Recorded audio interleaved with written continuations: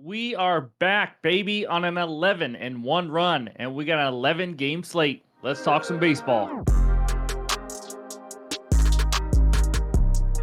What's going on, everyone? Welcome back in to another episode for Just a Bet Outside. I'm your host, Steven, and we are back after a little hiatus. That's right, over the weekend and to end the week last week, and we are back hotter than ever. That's right, we are on an 11 and 1 run, like you just heard. It's just been a ton of fun. Unfortunately, there hasn't been videos last few days, but that doesn't mean we haven't been giving out some winners. So we're gonna go over the bets recap a little bit later, but hope everyone had a great weekend. It is time to get back to the grind. We got an 11 game slate. And oh, by the way, it is NFL week. And if you don't know, we do NFL every single week. We'll go over our schedule a little bit later, but our first video will be out late Wednesday night, going over the Thursday night football game and the Friday night football game in Brazil, which is interesting. And we're going to preview both games, give out our best bets, and then throughout the end of the week, we will be giving out more and more bets and going over week one. So it's going to be a ton of fun. Also, I'll be on the Kyle Kerm show, the live show on Sunday from 8 to 9:30 a.m. That's my time, so 11 to 12:30 Eastern. Just previewing and going over every single game leading to kickoff. It's going to be a lot of fun. So if you see any or any graphics on this video, it is from Outlier, our sponsor, our partner. They are incredible, a one-stop shop for all betting research. You know I've been talking about it during MLB, but they are going to be huge for us in the NFL. And by the way, pretty much since I started using this, you guys know I had a tough start to the MLB season. They have immensely helped, and we've just had a great second half of the year. So click that link below if you want help with your betting for Outlier. Start that free trial today. But let's get into it. And that means it's time for the baseball fun fact. Here we go. This is from at Chicago Golf Pro yet again, just touching up, giving me a lot of good fun facts on the Discord. But Don Mattingly played from 1982 to 1995. He had 6 career Grand Slams. All 6 were in 1987. That's insane to have all one year, which, oh, by the way, is an MLB record for most Grand Slams in a year, 6. Every other year, he had 0 combined. Just interesting little tidbit right there. But in this video, we're going to recap the end of last week. It's actually Wednesday through Saturday. And then we're going to go over our good and bad hitter matchups. And then it's Monday. Every other Monday, we do the aces of bases. And then we'll talk good pitcher strikeout matchups, the full entire pitcher report today. And we'll end it with the best bets and the hitter parlay ideas. And of course, wrap it with that recap. So hit that like button if you haven't already. Leave a comment below. Really helps this algorithm. Been missing you guys. I'm ready to get back into it. And if you're new to the channel, hit that subscribe button as we are on our way to 28,000 subscribers. We're going to have a good finish, hopefully, to this MLB season and then start strong in the NFL. So let's get it rolling. And that means it's recap time. All right, there it is. We're not going to go in detail over every single one because we took a little break, and those are the last 4 days. What you need to know, it's an 11-1 run, and man, was it fun giving out some winners over our anniversary weekend. But Wednesday, as you see, those are the 4 winners and no losers, 4-0 sweep. And oh, by the way, one of those winners is a Baltimore Orioles game, and then a couple team totals. We've been on fire with those team totals, and then Beto got the job done. Thursday, 2-1 day, again, another team total winner, and Vlad came through. The only loss was the Padres team total, which is the only team total loss and loss in general last 4 days. Friday, hit a couple player props, which was nice, and then hit another team total as the Mets crushed the White Sox. And then Saturday, Brian, woo, over 18 and a half outs was at plus 175. I wish I put more than a half unit on it. A couple of these are half units. A lot of those are 1 units. And then, of course, we hit another team total with the Dodgers. So there's the 11-1 run. And looky what we have. We dug ourselves a huge hole, down like 17 units on the year. And we are now up 3.78. Let's have a great last month of the regular season. But before we get into those best bets, let's talk the good and bad hitter matchups. All right, we got 14 good hitter matchups for you today, and it starts out with Nolan Arenado with 33 ABs against Freddie Peralta. He's 10 for 33 with 4 bombs. And then a couple Dodgers on the left side. Teoscar Hernandez 8 for 21 versus Eduardo Rodriguez, and Freddie Freeman 5 for 11 versus Eduardo as well. Brian Reynolds, you see 4 for 12 against Jameson Taillon. And then over there on the right side, 10 or less at bats for everybody, but still Corbin Carroll 3 for 10. Andrew Vaughn, an impressive 4 for 8 off of Corbin Burns, so on and so on, finishing with Gunnar Henderson at 3 for 6. So that's all the good hitter matchups we got for you today. And now let's talk those bad hitter matchups. And we got 9 of them for you today. And we got Josh Bell. How about 5 for 27 with 5 Ks versus Jack Flaherty? That is no bueno. And then Carpenter, 3 for 18, 6 Ks, so on and so on. It's just not pretty. How about there on the right upper, Kevin Kiermaier of the Dodgers, 1 for 14 with 10 strikeouts versus Eduardo Rodriguez. That is not pretty. You're probably not going to bet him anyways, but Shohei Ohtani, you may bet. 2 for 11, 5 Ks versus Eduardo. And then another Oakland A's against Gilbert, 1 for 11 for Shea Langoliers at 4 Ks versus the Mr. Logan. So that's what we got for all the good and bad hitter matchups. And now let's talk the aces of bases. I'm not going to go into detail on every one, but these are the leaders in the last 15 days. If you're a total bases better, or if this just helps maybe with some hitter props or whatever it is, but Lawrence Butler is crushing the competition right now for the A's. 46 total bases in the last 15 days, beating out guys like Jarren Duran, Aaron Judge, Corey Seager, Bobby Witt, Jordan, all the guys that you expect to be up here. With another surprise, we got JJ Bleday and Taylor Ward down there. So that's page one. Take a screenshot. Let's check out the final 10 now. We got Torkelson, some youngsters there at 14 and 15 with Barger and Meadows. Or Barger, I don't know. And then 16, Noel, getting ready for Christmas. He's got 27 total bases. And then Stanton, and then we got a huge tie at 19 and 20. There's all the guys with 25 bases. So hopefully this helps you out today and the rest of the week. And now it is time to talk some arms. All right, we only got one good pitcher strikeout matchup for you, but we also got some more info to give you. Osvaldo Bido, that's right, going up against the Seattle Mariners. Mariners' ninth highest K percentage versus righties the last 3 weeks, 24.7. That is an incredible improvement for them, I'm just saying. And Bido, 56 Ks in 56 innings. We talked about him last time, and we cashed a bet for his last start over Ks. He has 5 or 6 Ks exactly in 7 straight starts. That is absolute consistency right there. K rate much higher at home, 26.1%, which is where he is, compared to on the road, 22.2%. He has not faced the Mariners this year. If you remember, we cashed his last bet. I think he had 5 Ks in the first 2 innings, and then he had 1 K the rest of the way and ended with 6, I believe it was. But anyways, some other high K pitchers, in case you're kind of wondering all these other matchups. Logan Gilbert going up against the A's. Lately, the A's haven't been striking out a lot. Earlier this year, that would be a great pitcher strikeout matchup, but the Oakland is still average. They're not elite or anything. 15th versus righties last 3 weeks, as you see there. Then Jack Flaherty going up against D-backs. You probably already know if you've been following all year. Arizona has a very low K rate, third lowest in the last 3 weeks versus righties. And then Freddie Peralta, St. Louis has not been striking out. Even though their offense is hit and miss, they're the 7th lowest K rate versus righties last 3 weeks. And then Garrett Cole against the Rangers. Even though they have been struggling, Rangers right around average as well, 16th highest K rate versus righties in the last 3 weeks. They're at 22.2% as well. So that's what we got for all the pitcher strikeout matchups. And now it is time for the pitcher report. All right, these are the first 6 matchups of the day with all the averages on the bottom. In case you're new to the channel, we hope that this kind of helps you either win some bets or start your day and kind of lead you in the right direction. But the first matchup, Palante versus Peralta. We know what Peralta's been about. He misses some bats. He's been a little inconsistent doing that lately. Palante has been pitching a lot better lately. And then we got Chris Flexen, Corbin Burns. Huge disparity, and you see in the odds. Flexen's just not a good pitcher. And Corbin Burns, he's been struggling lately. We already talked about that in his last bet as well, but he's still much better pitcher than Flexen. And then the old man Verlander versus Aguilar. I don't know a ton about him. I haven't watched him pitch yet, but it just has not been pretty for him for Cincy. And then so on and so on. Gavin Williams, we hit on an undercase prop a few starts ago, but he's been decent going up against Michael Waka Waka of the Royals, as the Royals are making a late season push.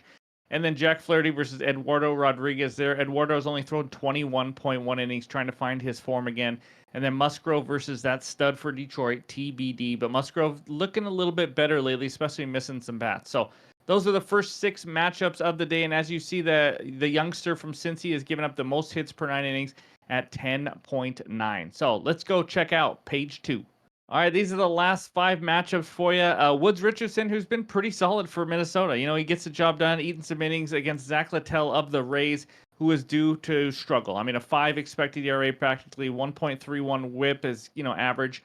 But other than that, just been average. Giving up the most hits per 9 on this slate at 10, or in this page at 10 hits per 9. And then Logan Gilbert versus Osvaldo Bido. We talked about that a little bit. Obviously, Gilbert has been a stud, and Bido's looked really good lately too. But Logan Gilbert, 26% K rate, a low walk rate of 4.7, and both pitchers are not giving up many hits, as you can see. And then Brian Bayo versus Luis Severino. Bayo in the last few weeks, he's been better.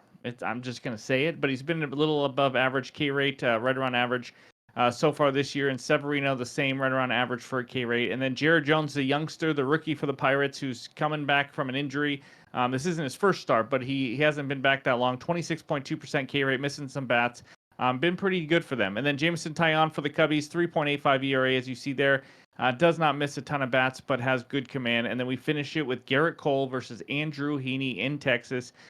Cole is starting to look a little better, that's for sure. Missing more bats. You've seen that K rate go up and up and up every week. And so he's going up against the lefty Heaney, who's just okay. He's just whatever to me. But anyways, those are all 11 matchups for the day.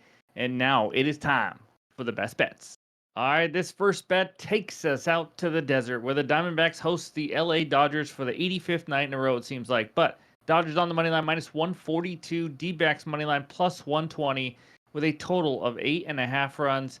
My first best bet of the day is the over on the team total for the Dodgers of 4.5 minus 115 on DraftKings. I'm going to go a half unit. Now, I like this bet like a normal 1 unit play.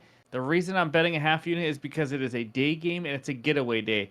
I have not seen the Dodgers lineup. If they decide to start or to bench 2 or 3 starters to give them the day off, I don't want to be stuck here with a 1 unit play. So I'm going to go a half unit, but I just want to let you know that is the only reason.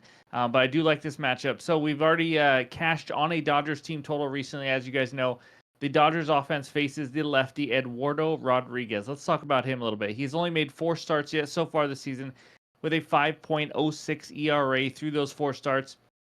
That's not a good ERA, especially when those teams that you're playing against are offenses that haven't been crushing it. We're talking Cleveland, the Miami Marlins, the Colorado Rockies in Arizona, not Coors Field, and the New York Mets. So they're not exactly elite offenses.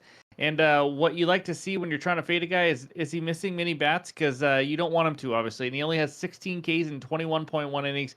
He's down from his prior form before the injury. In these 4 starts, he has 9, 9, 11, and 3 whiffs. So he's not exactly just completely fooling and dominating the opponents right now. And like I mentioned, this will be his toughest matchup of the year so far against the Dodgers. Dodgers offense in August versus lefties, 11th best WRC plus, the 3rd lowest K percentage in the league against lefties at only 18.3, which means he's not going to miss many bats. We are going to have bat on ball. That's right, 5th highest batting average for the Dodgers. And oh, by the way, in August, some of those games without Mookie Betts, without Freddie Freeman, sometimes one or both of them. So they now are healthy, they are deep, and they are loaded right now. The Dodgers so far in the first 3 games of this series have scored 19 runs against the D-backs. Starters got yanked yesterday. It was a blowout, and so they didn't even play. And that's so even with that 3-run game yesterday, they have 19 runs. As you guys saw earlier, just a little tidbit, Freddie Freeman, Teoscar Hernandez, a combined 13 for 32 off of Eduardo Rodriguez as well. And then after Rodriguez is not a bullpen that I completely trust in Arizona. Now, they've been a little bit better lately, like maybe 11th, 12th in ERA over the last month or so. But overall, their 21st bullpen ERA, I've seen them. Their closers struggle. They have some guys that the Dodgers know very well. And that's why these games are usually high-scoring games, which, by the way, I also like the over 8.5. I just would rather count on only the Dodgers offense instead of the Arizona offense without Marte, without Christian Walker against Jack Flaherty. So I'm just going to go Dodgers team total. But I think they get to the bullpen and Eduardo. There's a chance they get to 3, 4, 5 off Rodriguez and either don't need to do anything or only need one more run off this bullpen. I think they get the job done. And, of course, they are the road team, so they get 9 guaranteed at-bats. You'd love to see it. So my first best bet for a half unit, give me the Dodgers team total over 4.5. All right, this second one takes us out to Texas, where the Rangers host the New York Yankees. Yanks on the money line minus 192.